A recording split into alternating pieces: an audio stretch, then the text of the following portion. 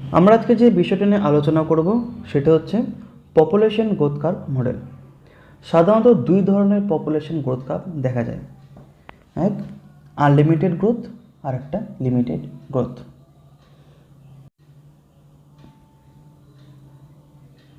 Unlimited growth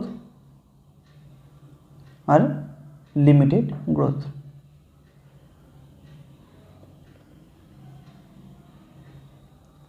এই unlimited growth কি না আনস্যাচুরেটেড, মানে অনির্দিষ্ট,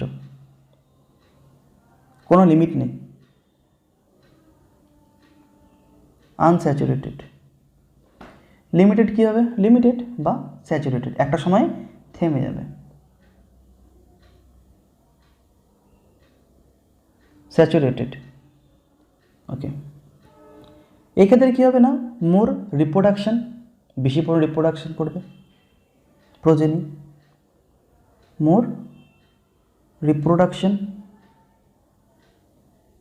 এক্ষেত্রে হবে কি লেস রিপ্রোডাকশন, কম রিপ্রোডাকশন করবে।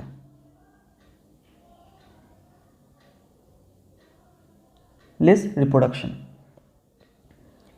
কারা যদি বলা হয় সেটা হচ্ছে না সিজনাল ব্রিডার্স, যারা বছরের একটা নির্দিষ্ট সময় রিপ্রোডাকশন করবে। তাহলে কী হবে? For seasonal breeders.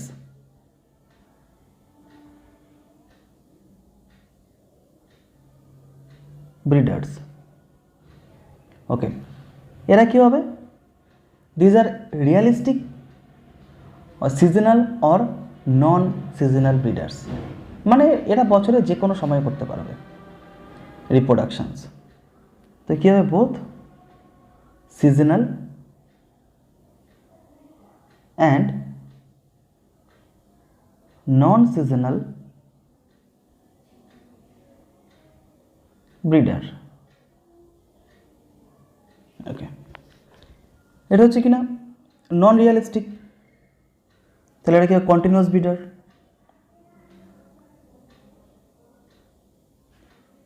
These are realistic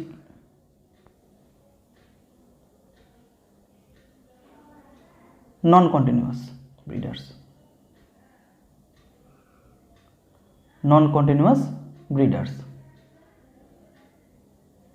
ওকে, তো এই টাইপের পপুলেশন গ্রোথ কার্ভকে বলবো কি আমরা না এক্সপোনেনশিয়াল গ্রোথ কার্ভ,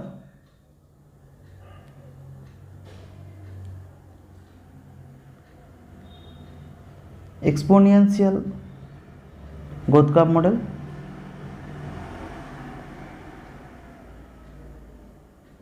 আর এক্ষেত্রে এটা হবে লজিস্টিক গ্রোথ কার্ভ, মানে লজিক্যালি গ্রোথ করবে।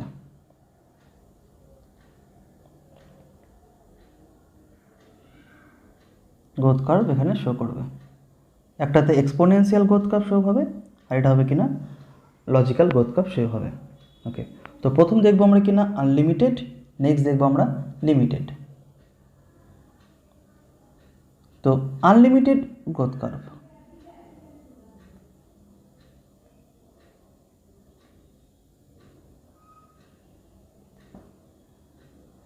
গ্রোথ কার্ভ বা যাকে বলবো আমরা কিনা এক্সপোনেনশিয়াল গ্রোথ কার্ভ,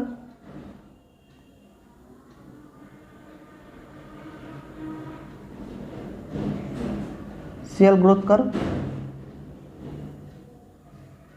বা যাকে বলবো না আমরা যে মডেল শো করছে সেটা হচ্ছে জে শেপ কার্ভ। ওকে, এই এক্সপোনেনশিয়াল গ্রোথ কার্ভ কতগুলি বিষয়ের উপর নির্ভর করে। ফার্স্ট যে টাইপ সেটা হচ্ছে population size of female. Female population size in a population, কোনো একটা পপুলেশনে কত সংখ্যক পরিমাণ ফিমেল প্রজনন তৈরি হচ্ছে বা রিপ্রোডাকশনের ফলে উৎপন্ন হচ্ছে, তার ফলে আমরা একটা আনলিমিটেড গ্রোথ কার্ভ দেখতে পাবো বা ওভারঅল হোল পপুলেশন সাইজ। এই দুটো আমার কারণ যা আনলিমিটেড গ্রোথ কার্ভ বা এক্সপোনেনশিয়াল গ্রোথ কার্ভকে কী করবে না শো করবে।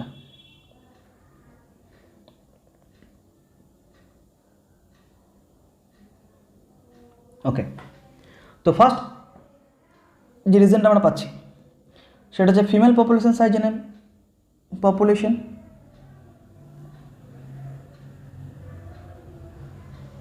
এই ক্ষেত্রে কিছু কিছু বিষয়ের উপর নির্ভর করে, যা যদি বলি আমরা এনটি মানে number of female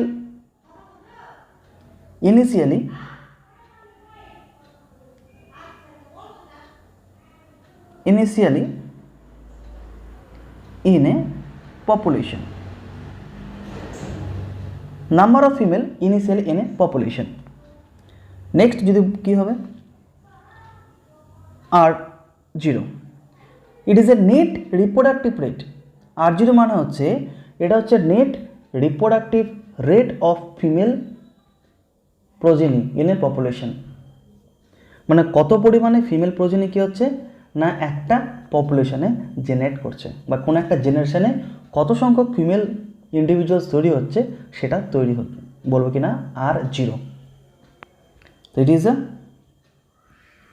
net reproductive rate of female progeny in a generation, কোন একটা জেনারেশনে কত পরিমাণে ফিমেল প্রোজেনি এখানে তৈরি হচ্ছে। নেক্সট কি NT+1 মানে number of female individuals,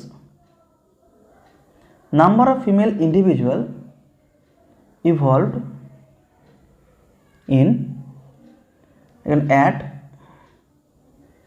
time N+1 টাইমে কতগুলো পরিমাণে আমার ফিমেল তৈরি হচ্ছে। যদি এটাকে বলি তাহলে দেখা যাচ্ছে NT+1 NT ইন্টু R0, তো টাইমে NT টাইমে কত গ্রোথ করছে না NT+1 R0। Okay, next overall population size.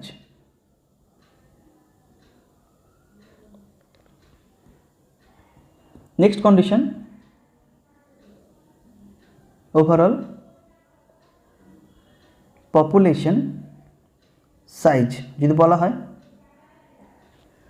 তাহলে সেম একই NT initial number of member in a population at t time, initial number of member in a population at t time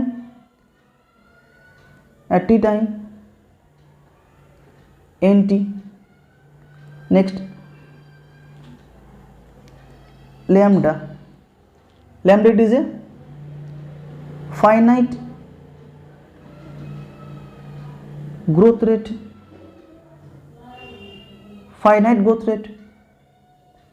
next NT+1 number of member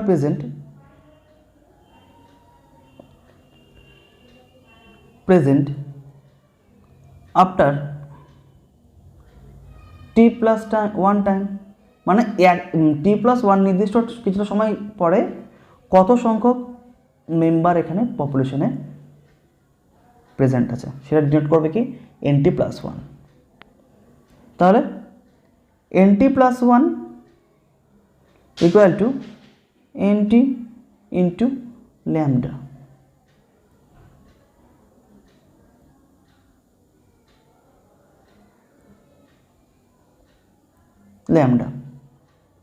বা NT equal to NT+1 to lambda. Okay, এই কন্ডিশনের উপর base করে যদি exponential growth curve বলা হয়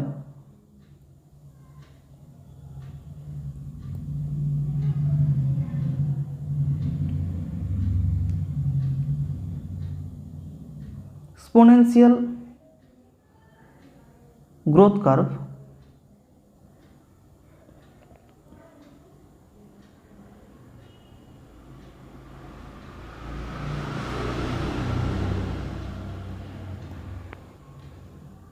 তো প্রথমত কি কন্ডিশন, এটা হচ্ছে আনস্যাচুরেট কন্ডিশন হবে, আনস্যাচুরেট কন্ডিশন। তো এই আনস্যাচুরেট কন্ডিশনে কত পরিমাণ ইন্ডিভিজুয়ালস আছে তার উপর নির্ভর করে কি পাবো আমরা, না গ্রোথ রেট পাবো। গ্রোথ রেট মানে delta N by T, number divided by time, DN by DT. এবার এই গ্রোথ রেটটা কার কার উপর নির্ভর করবে? গ্রোথ রেট নির্ভর করবে হচ্ছে number of population in size, তাহলে d n by d t, number of size 1। আবার গ্রোথ রেট ডিপেন্ডস করবে আর আর মিনস হচ্ছে per capita, per capita growth rate. কোনো একটা পপুলেশনে কত নির্দিষ্ট পরিমাণ কনস্ট্যান্ট নাম্বার ইন্ডিভিজুয়াল গ্রোথ করছে তাকে বলবো কি আমি, না পার capital.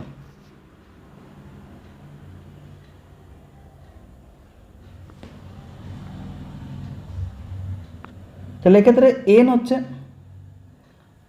Size of population, size of population, আর আর এটা হচ্ছে পার ক্যাপিটা,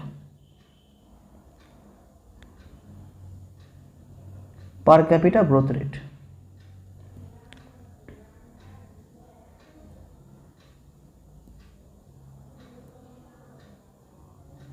অতএব growth rate for exponential curve dn by dt r n।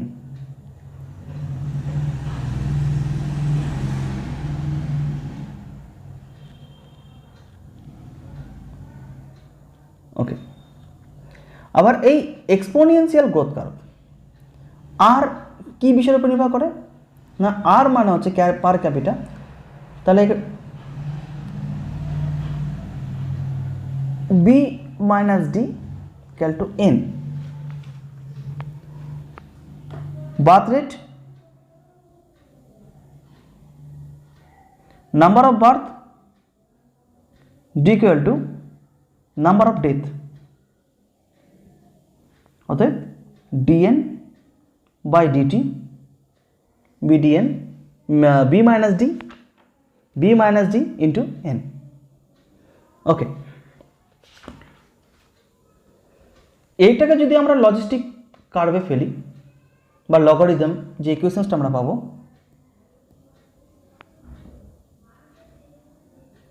nt n0 ert, তো এখানে n0 মানে কি, initial population size, initial population size, population size at t time, population size t time equal to এটা হচ্ছে না natural log, base of natural log t মানে number of time interval, number of time interval, তাহলে হচ্ছে nt equal to n0 ert যদি আমি এটাকে logistic কার্ভে এখানে ফেলি। তো এটাকে কার্ভে যদি আসে,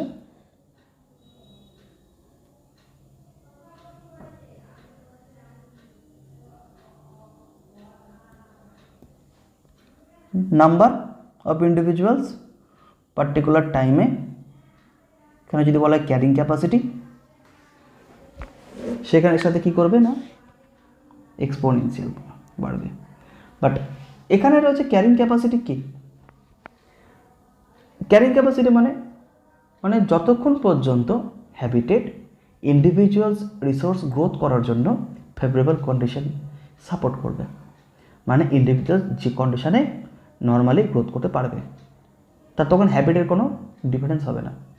কিন্তু যদি আমার কন্টিনিউয়াস যদি ম্যাক্সিমাম এতটাই গ্রোথ হয়ে যায়, তখন কী হবে না, ক্যারিং ক্যাপাসিটি ডিক্রিজ করে যাবে, মানে এতটা ইন্ডিভিজুয়ালস বেড়ে যাবে, তার ফলে কী হবে, ফুড সোর্স আর না বাসস্থান কমে যাবে, তার ফলে কী করবে, এই রিসোর্সগুলো কমে যাবে, এখান থেকে ডিক্রিজ হতে শুরু করে দেবে।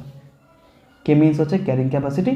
ক্যারিং ক্যাপাসিটি কী ডিনোট করে, ক্যারিং ক্যাপাসিটি ডিনোট করা হচ্ছে কোনো পার্টিকুলার এনভায়রনমেন্টে, কোনো ইকোসিস্টেমে যে ফেভারেবল নির্দিষ্ট পরিমাণ তোমার কী রয়েছে না, ফুড সোর্স রয়েছে, না আমার প্লেস রয়েছে, এটা ডিক্রিজ করবে। এটাকে বলো কি না, যে শেপ কার্ভ বা যাকে এক্সপোনেনশিয়াল কার্ভ।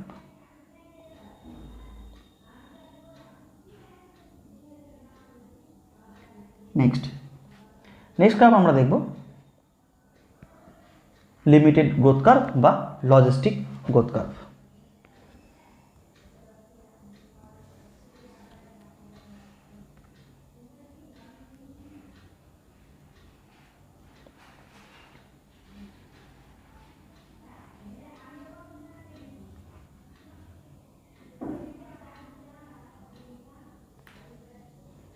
বা logistic growth curve.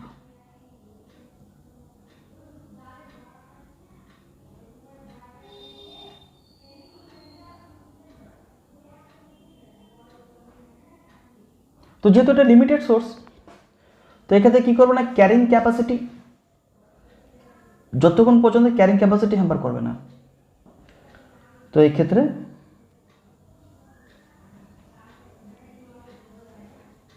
Carrying capacity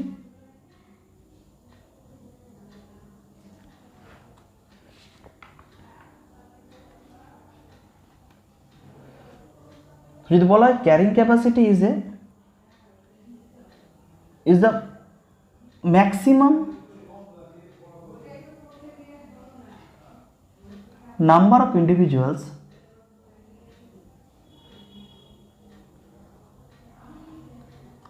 number of individuals that could be supported by a habitat. Maximum number of individuals that could be supported by an habitat. তো এই ক্ষেত্রে কি হচ্ছে না, প্রথম ফেজে আমার যে গ্রোথটা আমার সেটা কি হবে না, পজিটিভ এখানে গ্রোথ হবে, অ্যাক্সিলারেশন ফেজ বাড়ছে। আবার এখানে হচ্ছে maximum growth phase, maximum growth এখানে। এবারে একটা সময় যখন যাচ্ছে এগোচ্ছে কি হবে না, গ্রোথ এখানে ডিক্রিজ হয়ে গেছে, ডিক্রিজ হতে শুরু করেছে। তাহলে সাইবারভার্সিটি কার্ভ বা এস কার্ভ। এফএস হচ্ছে ফার্স্টে হচ্ছে কি না, ল্যাগ ফেজ, লগ ফেজ আর স্টেশনারি ফেজ।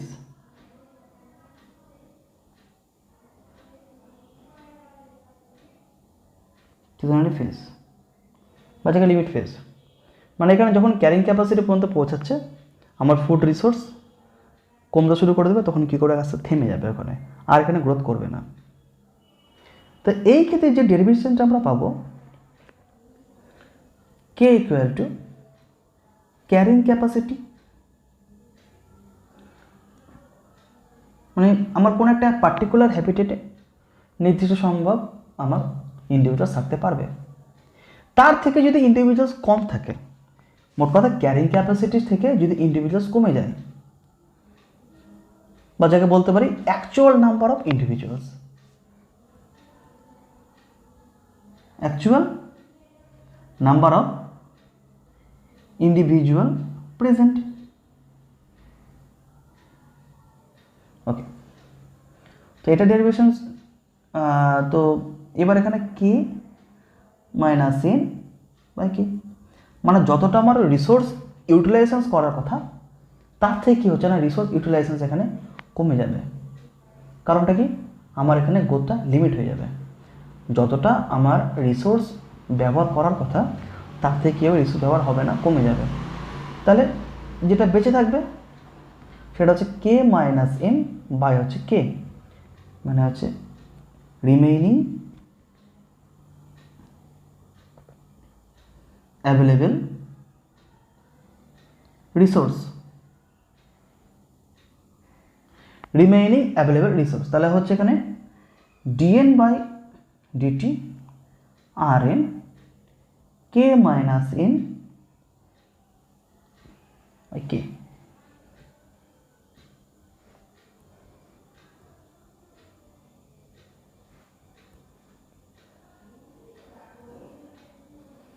এই হলো আমার এখানে লিমিটেড গ্রোথ কার্ভ। এবার আমরা কিছু কোশ্চেন্স দেখে নেব লজিস্টিক গ্রোথ কার্ভ আর এক্সপোনেনশিয়াল গ্রোথ কার্ভ নিয়ে। তো প্রথম কোশ্চেন্সটা বলেছে which of the following equations correctly represent the exponential population growth curve. তো আমরা জানি যে পপুলেশন এক্সপোনেনশিয়াল গ্রোথ কার্ভের যে ফর্মুলাটা সেটা হচ্ছে শো করছে না, d n by d t r n, r equal to কী হচ্ছে না carrying capacity, r equal to b minus d equal to n, মানে birth rate minus death rate equal to into N.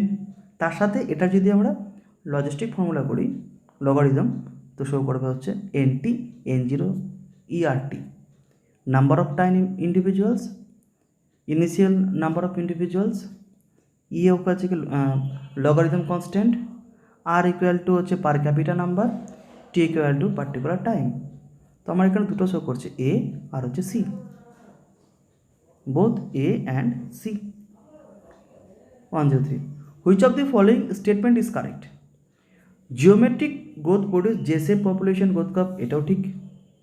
Logistic growth curve occurs when resources are limiting, মানে কি যখন রিসোর্সটা limit হয়ে যাবে তখন লজিস্টিক গ্রোথ কার্ভ হবে, মানে আমার এখান থেকে এই ক্যারিং ক্যাপাসিটিতে কমে যাবে এই পোর্শনে, লজিস্টিক গ্রোথ কার্ভ। সাইভারসেল কার্ভ এখানে কমে যাচ্ছে। Okay, equation of exponential growth curve সেটা অবশ্যই দেখলাম আমরা এখানে। তাহলে আমার এখানে প্রত্যেকটা ক্যারেক্টারই ঠিক, তো হবে option D, all of this.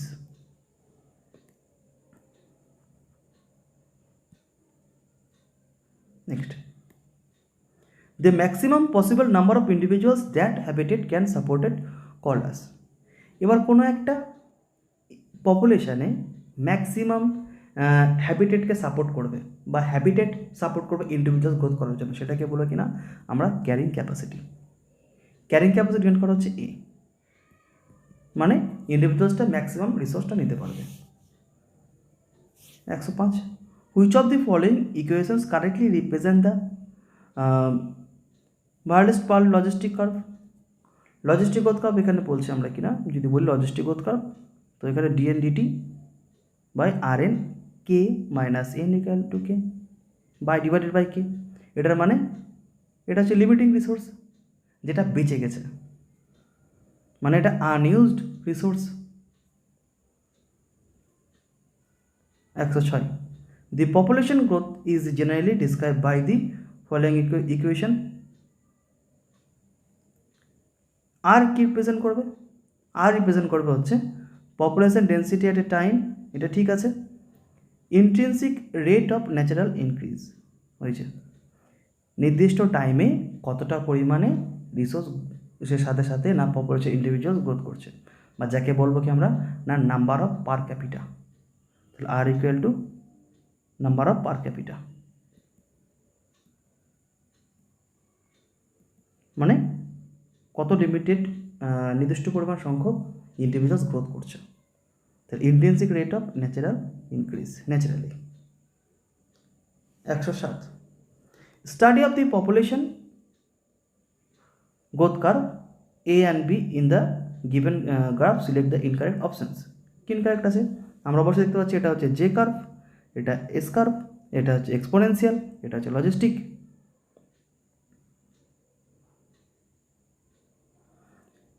exponential growth curve represent curve A shows exponential growth curve represent by equation, অবশ্যই এটা যে exponential growth curve dn dt rn, ঠিক আছে।